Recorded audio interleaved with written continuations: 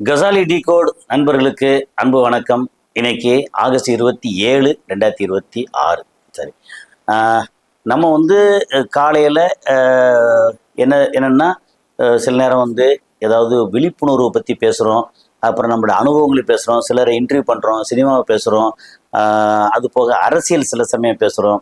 இந்த மாதிரி வந்து சகலமும் வந்து ஒரு மிக்சடாக பேசுகிறோம். ஓகே, இப்போ இன்னைக்கு வந்து பேச போகிறது வந்து கடலை சாகுபடியை சாகும்படி செய்த அக்ரி மாணவர். ஸோ இது வந்து ஒரு ரியலாக நடந்த அனுபவபூர்வமான ஒரு பதிவு. அந்த மாணவர் யார் அப்படிங்கிறது எனக்கு தெரியும். நான் வந்து கடைசியாக சொல்கிறேன் என்ன நடந்துச்சு அப்படிங்கிற டீட்டெயில்டாக நான் பேசுகிறேன். சொன்னால் இது வந்து ஜெனரலாக உள்ளவங்களுக்கு ஜாலியான ஒரு கதை படித்த மாதிரி, அது கதையை வந்து காதில் கேட்ட மாதிரி இருக்கும். அப்புறம் விவசாயம் உண்மையில பார்க்குறவங்களுக்கு அவங்க வந்து ஆமாம்ல இப்படி பண்ணிடக்கூடாதுல்ல அப்படின்னு அவங்களுக்கு தெரியும்.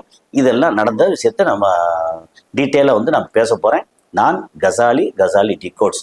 வழக்கம் போல் உங்களுடைய ஆதரவு like button, high button, bell button இது கிளிக் பண்ணி சப்ஸ்கிரைப் பண்ணாத நண்பர்கள் சப்ஸ்கிரைப் செய்து நண்பர்களுக்கு இதை பகிர்ந்து ஆதரவு தாருங்கள். நன்றி. அதாவது அக்ரிகல்ச்சர் படிச்சுட்டு இருக்கும்போது என்னென்னா ஒவ்வொரு வருஷமும் வந்து டீட்டெயிலாக என்ன படிப்பாங்கன்னா மண்ணை பற்றி படிப்பாங்க. என்ன மண்ணில் வந்து என்னென்ன லேயர் இருக்குது, மண்ணை தோண்டினா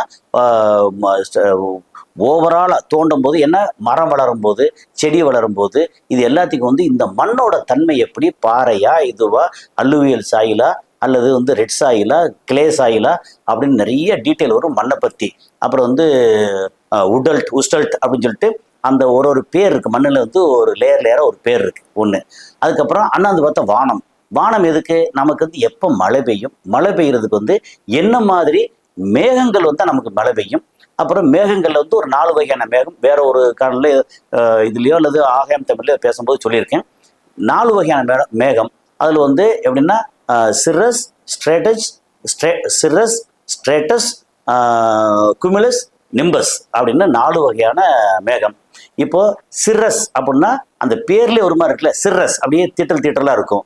அப்புறம் ஸ்ட்ரேட்டஸ் அப்படின்னா அந்த ஓலப்பாய் சுருட்டின வாணிக்கு சுருட்டி வந்து ஒரு மாதிரி வெள்ளை மிக்சடாக அந்த ஒரு கலர் மேகம் வந்து பார்த்தீங்கன்னா நீளம் வந்து பாய் சுருட்டின மாதிரி இருக்கும், அது ஸ்ட்ரேட்டஸ். ஓகே, குமிலஸ் அப்படின்னா பஞ்சு பொதி மாதிரி பெருசாக நிறைய பஞ்சு பொதி மாதிரி இருக்கும், அது வந்து குமிலஸ். நிம்பஸ் அப்படின்னா கிட்டத்தட்ட பஞ்சு பொதி மாதிரி தான் இருக்கும், ஆனால் கருப்பாக இருக்கும். இது குமிலஸ் வந்து வெள்ளையாக இருக்கும், நிம்பஸ் வந்து நல்ல கருப்பாக இருக்கும். பஞ்சு பொதி மாதிரி இருந்து இல்லாமலும் அப்படி பயங்கர இருட்டாக டார்க்காக இருக்கும் நிம்பஸ். ஓகே, இதில் வந்து சில நேரம் என்னென்னா இந்த ஸ்ட்ரேட்டஸ் இருக்கு இல்லையா, அது வந்து வெள்ளை கலர் ஸ்டேட்டஸாகவும் இருக்கும் அல்லது கருப்பு கலராக இருக்கும். அப்போ வந்து குமிலோ ஸ்டேட்டஸ், குமிலோ நிம்பஸ், இந்த இவ்வளோ டீட்டெயில் போதும். நமக்கு ஏன் இதெல்லாம் முக்கியம்னா, எந்த வகையான மேகம் வந்தால் நமக்கு மழை பெய்யும் அப்படின்னு கேட்டோம்னா, குமிலஸ் தனியாக இருந்தால் மழை பெய்யாது, நிம்பஸ் தனியாக இருந்தாலும் பெருசாக மழை பெய்யாது. அப்போது குமிலோ நிம்பஸ்னு இருக்குது, 2 மிக்ஸ் ஆகி. ஓகே, நல்ல பஞ்சு பொதி மாதிரி நிறையா இருக்கும், ஆனால் கண்ணங்கரையான்னு கருப்பாக இருக்கும். அதுதான் ஒரு மேகம் இன்னொரு மேகம் மோதும் போது அங்கே வரக்கூடிய மின்னல், அதுலேருந்து வர்ற சத்தம். அதுக்கப்புறம் அந்த மேகத்துக்கு கீழே வந்து எப்படி பார்த்தாலும் எலக்ட்ரான் இதெல்லாம் இருக்கும். அதுலேருந்து அந்த துளியெல்லாம் ஒன்று சேர்ந்து வெயிட் ஆன ஒன்று அப்படியே கீழே வந்து இறங்க ஆரம்பிக்குது அப்படிங்கிறது இது வந்து மழை பெய்யும். அப்போ இதையும் அக்ரியில் படிப்போம். ஓகே, இன்னொன்று நமக்கு வந்து மானாவாரி பயிர் என்ன, நெல்லுக்கு வந்து நிறைய தண்ணி தேவைப்படுற பயிர் என்ன, தண்ணி தேவைப்படாத மற்ற பயிர் வகைகள் என்ன, கொடி வகைகள் என்ன, செடி வகை என்ன, அத்தனையும் படிப்போம். ஓகே, இதெல்லாம் படிப்போம்னா நான் வந்து அக்ரி படித்தனால வந்து டீட்டெயில் இவ்வளோ சொல்லிட்டு இருக்கேன். ஓகே, இப்போ வந்து என்னென்னா சும்மா வெறுமனே விதைச்சி விட்டா வளர்ந்து அப்படியே காட்டு செடி மாதிரி வந்து உரம் இது நமக்கு மகசூல் கொடுத்துருமா அப்படின்னா கொடுக்காது. அப்போ அதுக்கு உழவு போடணும், அப்புறம் உரம் போடணும். அதில் இயற்கை உரம் போடுறதா, செயற்கை உரம் போடுறதா, ரசாயன உரம் போடுறதா அப்படிங்கிட்டு இருக்கு இல்லையா. அதில் நமக்கு வந்து அந்த மாணவர் வந்து அங்கே படிச்சுட்டு இருக்கும்போது 3rd இயர் படிக்கும்போது எனக்கு இன்னும் பூச்சியை பற்றி வரும். இதெல்லாம் டீட்டெயில் நம்ம சாயில் பற்றி இருக்குது, மேலே ஆகாயத்தை பற்றி இருக்குது, பூச்சியை பற்றி இருக்குது, அப்புறம் மைக்ரோ ஆர்கானிசம் சொல்லி பேத்தாலஜி சொல்லி அந்த பேத்தாலஜி பற்றி இருக்குது. நிறைய வந்து ஃபுல்லாக வந்து என்னென்ன வகை இருக்கோ அத்தனையும் படிக்க வேண்டியிருக்கும். அதுபோக இந்த பாலினேஷன் எப்படியெல்லாம் வந்து கிராஸ் பாலினேஷன் பண்ணுறோம், எப்படி வந்து ஹைப்ரிடு பண்ணுறது அப்படின்னு நிறைய விஷயங்கள் வந்து 4 வருஷம் அக்ரி, அது வந்து ரொம்ப சுவாரஸ்யமான படிப்பு. ஓகே, அந்த படிப்புல அந்த மாணவர் வந்து தேர்ட் இயர் படிக்கும் போது என்ன சொன்னாங்கன்னா, இந்த மாதிரி நிலக்கடலை இருக்குல்ல, அரக்கிஸ் ஹைப்போஜியா அப்படின்னு சொல்லி அந்த நிலக்கடலை, அந்த நிலக்கடலை வந்து மானாவாரியில நிறைய பயிர் பண்ணுவாங்க. பொதுவாக வந்து இந்த சிவகங்கை மாவட்டம் அந்த சில ஏரியாக்கள்ல, அப்புறம் கோயம்புத்தூர் சைடில் வந்து சில ஏரியாக்கள்ல இங்கே வந்து மானாவாரியா இருக்கு. சில இடங்கள்ல வந்து தண்ணீர் பாய்ச்சுவாங்க, அதாவது மழை பெஞ்சிருக்கும் அல்லது கிணத்து தண்ணி அப்படின்னு.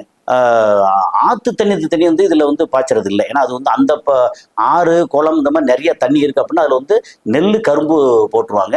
அப்படி இல்லாத தண்ணி கொஞ்சம் குறைவா இருக்க இடத்துல வந்து கடலை போடுவாங்க. சரி, இப்போ விஷயத்துக்கு வர்றேன். இப்போ வந்து தேர்ட் இயர் அப்படி படிச்சுட்டு இருக்கும்போது என்ன படிப்பேன்னா, இப்போ கடலை, இந்த கடலை வந்து போட்டு என்னன்னா வருது, செடி வருது, கடலை எல்லாம் ஊனிட்டாங்க, செடி வருது. 45 நாள் ஆகும்போது இந்த கடலை பயிரில் நமக்கு வந்து மேல் உரம் போடுறது, முதல்ல அடி உரம் போட்டு மிக்ஸ் பண்ணுறது, மேல் உரம் போடுறது. அந்த மேல் உரம் வந்து நம்ம டிஏபி போடுவோம், கலப்புரம் சொல்லி NPK, nitrogen potash, nitrogen phosphorus potash, NPK அப்படின்னு சொல்லி இதெல்லாம் போடுறது சாதாரணமாக இருக்கும். ஆனால் இதோட மகசூலை கூட்டுறது இருக்கு இல்லையா, அதிகமாக்குறதுக்கு, மகசூலை அதிகமான கடலை வரணும். ஏன்னா நமக்கு வந்து வெளியே பூத்தினி உள்ள காய்க்கிற கடலைக்காடு அப்படின்னு சொல்லி நம்ம வைரம் எழுதியிருப்பார் இல்லையா, அந்த மாதிரி பூ வெளியே தெரியும் ஆனால் கடலை உள்ள இருக்கும். எத்தனை கடலை வரும் அப்படின்னு சொல்லி நமக்கு தெரியணும் இல்லையா. நார்மலாக வந்து ஒரு 20-25 கடலை வந்து ஒரு செடியில் வரும். இந்த பொட்டாஷ் இருக்கு இல்லையா, பொட்டாஷ் விலை கம்மி தான், பொட்டாசியம்.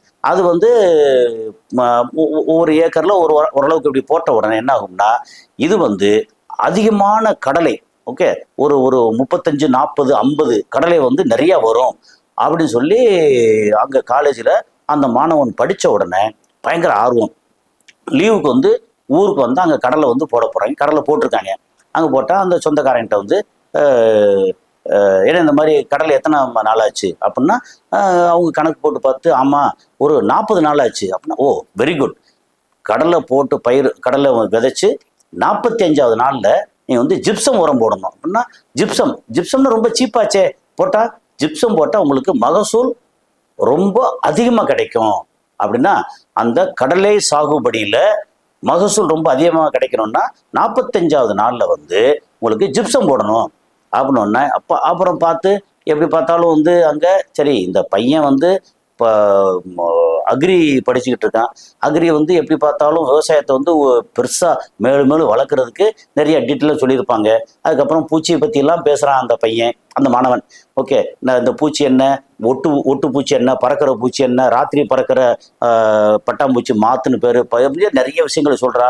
அதுக்கப்புறம் எப்போ மழை பெய்யும், இந்த மாதிரி இருக்கு, இப்போ இந்த சாயில் வந்து சிவப்பு கலர் ரெட் சாயிலில் வந்து இந்த கடல் நல்லா வருது.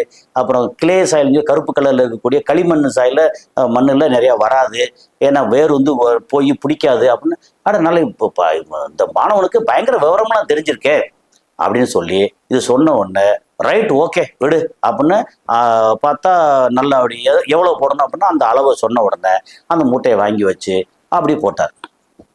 போட்டு அதுக்கப்புறம் இந்த மாணவன் வந்து கூட இருந்து அந்த ஜிப்ஸெல்லாம் போட்ட உடனே பார்த்துட்டு, அப்பா வெற்றி, நம்ம வந்து அக்ரி படிச்சுக்கிட்டு இருக்கோம், வேளாண்மை விவசாயம் படிச்சுக்கிட்டு இருக்கோம், நம்ம படித்த படிப்புக்கு இந்த டைமில் வந்து இப்படி ப்ரூவ் பண்ணி அங்கே பாரு காலேஜில் பூரா வந்து நம்ம பெருசாக சொல்லி நம்ம இப்போ காலரை தூக்கி விட்டுக்கரலாம் அப்படின்ற மாதிரி சொல்லியாச்சு. அங்கே போட்டாச்சு. போட்டு அதுக்கப்புறம் காலேஜ் போயாச்சு. காலேஜ் போயிட்டு திரும்பி வந்து அடுத்த லீவுக்கு வரும்போது பார்த்தா அந்த சொந்தக்காரர் வந்து விரட்டி அடிக்காத குறை. என்ன நடந்துச்சு அப்படின்னா, கடலை சாகுபடியை சாகும்படி செஞ்சுட்டாரு அந்த மாணவன். அவனுக்கு வந்து காலேஜில் படித்தது ஓகே தான். என்ன நடந்துச்சு அப்படின்னா, இவர் வந்து இந்த மாதிரி ஜிப்சம் போட்டாரா, போட்டதுக்கப்புறம் அடுத்து பார்த்தா நல்ல கடலை வழக்கம் நல்லா வருது. வந்து பார்த்தா அடுத்து அந்த பருவம் எப்படின்னா, கடலை வந்து பறிக்கக்கூடிய பருவம். அப்படி ஃபர்ஸ்ட் அப்படி வந்து பார்த்துட்டு கடல் நல்லா வந்ததுக்கப்புறம் ஒரு இதை அப்படி பறித்து பார்க்குறாரு. ஒரு செடியிலையும் குறைஞ்சபட்சம் 40 to 50 கடலை கொத்து கொத்தா எக்கச்சக்கமாக இருக்கு. அவருக்கு வந்த சந்தோஷம் தாங்க முடியல. அப்பா, அவன் அந்த அக்ரி படித்த மாணவன் சொன்னது, சொந்தக்காரன் அந்த பையன் சொன்னது கரெக்டு தான். சூப்பராக நிறைய கடலை வந்துருச்சே, இந்த டெக்னிக்கு தெரியாமல் நம்ம இவ்வளவு நாள் வந்து கம்மியாக நமக்கு மகசூல் வந்து கம்மியாக தான் கிடைச்சிச்சே அப்படின்னு போட்டு அப்படி பிடிங்கி பார்த்தோன்னே நல்ல அப்படி கடலை நிறையா இருக்கு. அதை வந்து எடுத்து ஒரு கடலையா வந்து பொதுவாக பருப்பு வந்து நல்லா வந்துருச்சா அப்படின்னு சொல்லி உடைச்சு பார்ப்பாங்கல்ல. உடைச்சு பார்த்தா ஒன்றுல கூட உருப்படியான பருப்பு இல்லை, பூரா சூம்பி போய் சரியா இல்லாம சவளப்புள்ள மாதிரி 45னா 45லயும் உருப்படியா பருப்பு இல்லை. சரி, இந்த செடி தான் ஏதாவது ஒரு பிரச்சனை கொண்டு அங்கங்க ரேண்டமா எடுத்து ஒரு 20-25 செடியை வந்து பிடிங்கி பார்க்குற எல்லா செடியிலையும் கடலை நிறையா இருக்கு. ஓகே, ஆனா ஒரு கடலைக்குள்ளேயும் பருப்பு உருப்படியா இல்லை. அடப்பா என்னாச்சு அப்படி சொன்னதுக்கு அப்புறம் இது வந்து அடுத்து இந்த மாதிரி பண்ணிவிட்டே. அது வந்து நல்ல வேலை, ஒரு 3 ஏக்கர் கடலை போட்டதுல 1 ஏக்கர் மட்டும் இந்த மாணவனுக்காக சாம்பிளா வந்து இது போட்டாங்க. 1 ஏக்கரும் கடலை வந்து நிறைய கடலை வந்துச்சு, பருப்பே இல்லாத கடலை நாசமா போச்சு. அப்படின்னு ஒன்று அது என்ன பண்றது, அவ்வளோதான். படித்த படிப்பு ஏட்டு சுரைக்காய் கறிக்கு உதவாதுன்னு சொல்லி சொல்லுவாங்க. ஓகே, படித்தவன் பாட்டை கெடுத்தான், எழுதுவன் ஏட்டை கெடுத்தான்னு சொல்லி சில பழமொழிகள்லாம் இப்படித்தான் வந்திருக்கும் போல இருக்கு. சரின்னு சொல்லி அந்த மாணவன் வந்து அடுத்து காலேஜுக்கு போயிட்டு அங்கே இருக்கிற ப்ரொஃபஸர்கிட்ட இந்த மாதிரி வந்து இப்படி போனோம், இது இப்படி போட்டோம், ஆனால் கடலை நிறைய வந்துச்சு. ஓகே, ஆனால் அதில் பருப்பு ஒழுங்காக இல்லையே அப்படின்னா, சரி நீ என்ன சொன்ன, 45 நாளில் வந்து ஜிப்சம் உரம் போடணும்னு சொன்னீங்களா, அந்த ஜிப்சம் உரம் வந்து நான் போட்டேன். சரி, ஜிப்சம் போட்டேன். ஜிப்சம் போட்டால் இன்னைக்கு அந்த மண்ணில் ஏற்கனவே போட்டிருக்க உரம் இருக்கட்டும், அதுக்கப்புறம் போட்ட மேல் உரம் இருக்கட்டும், அது வந்து ரெகுலராக போடக்கூடிய அளவுக்கு ஒரு 20-25 கடலைக்கு தேவையான அளவுக்கு உரம் அங்கே இருக்கும். நீ வந்து ஜிப்சம் போட்ட உடனே அந்த கடலை வந்து நிறைய பறந்து விரிஞ்சு 45-50 கடலை டபுள் மடங்கு ஆயிருக்கு. டபுள் மடங்கு ஆகும்போது அந்த சத்து வந்து எங்கேருந்து கிடைக்கும்?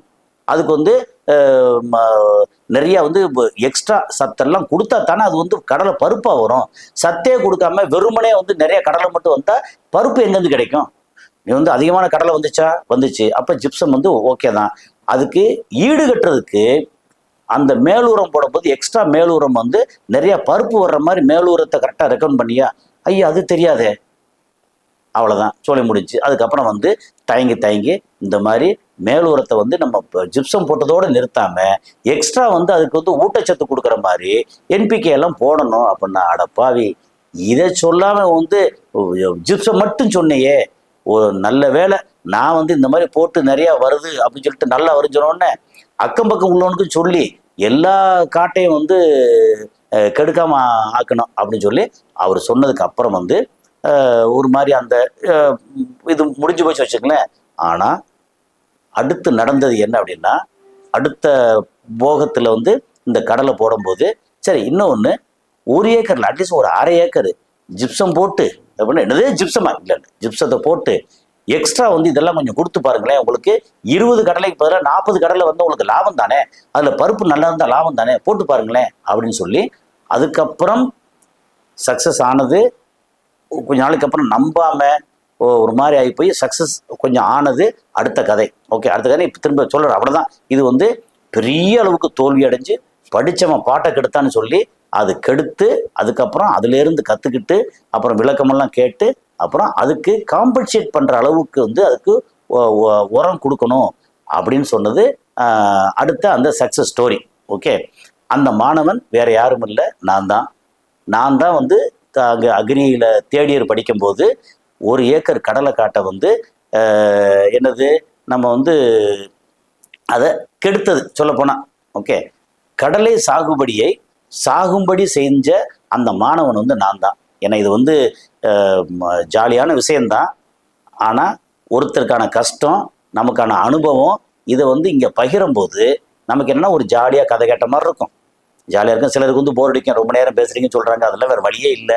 நம்ம விஷயத்தை சொல்லும்போது விளக்கி எல்லாம் சொல்ல வேண்டியிருக்கு. பல பேருக்கு இது பிடிச்சிருக்கு, இந்த மாதிரி ஜாலியாகவோ எதுவோ டீட்டெயிலாக பேசுறது பிடிச்சிருக்கு. இது வெறும் செய்தியாக சொல்லக்கூடிய ஒவ்வொரு வரியில் செய்தி சொல்லக்கூடிய செய்தி சேனல் இல்லை. அதே நேரத்தில் நமக்கு வந்து இந்த விஷயத்த வந்து இப்போ ஒருவேளை அக்ரி படிச்சுட்டு இருக்க மக்களோ அல்லது விவசாயம் பண்ணிட்டு இருக்க விவசாயிகளோ இது தெரிஞ்சு அப்போ ஜிப்சம் போடுறது இப்போ ப்ராக்டிஸில் இருக்கலாம், இது என்னெல்லாம் நம்ம தவறுகள் பண்ணுறோம் இருக்குல்ல, அவங்களுக்கு ப்ராக்டிக்கல் நிறைய தெரியும். அப்போ இப்படியும் பண்ணலாமோ அப்படின்னு தெரியாதவங்க தெரிஞ்சுக்கிறதுக்கான வாய்ப்பு இருக்குது. அதனால் நம்ம அப்பப்போ நம்மளுடைய அனுபவத்தையும் கொஞ்சம் கொஞ்சம் சொல்கிறேன். அதே மாதிரி அங்கே துபாயில் வந்து லேண்ட்ஸ்கேப் அப்படின்னு சொல்லி கார்டன் டிசைனிங் இருக்கு இல்லையா, அழகு தாவரங்கள் வந்து புல்தரை மரங்கள் நட்டுறது, அதில் நடந்த சில சுவாரஸ்யமான விஷயம்லாம் இருக்குது. அதை அப்பப்போ வந்து நான் பகிர்ந்துக்கிறேன். ஸோ அடுத்தோட காணொலி சந்திப்போம். நன்றி.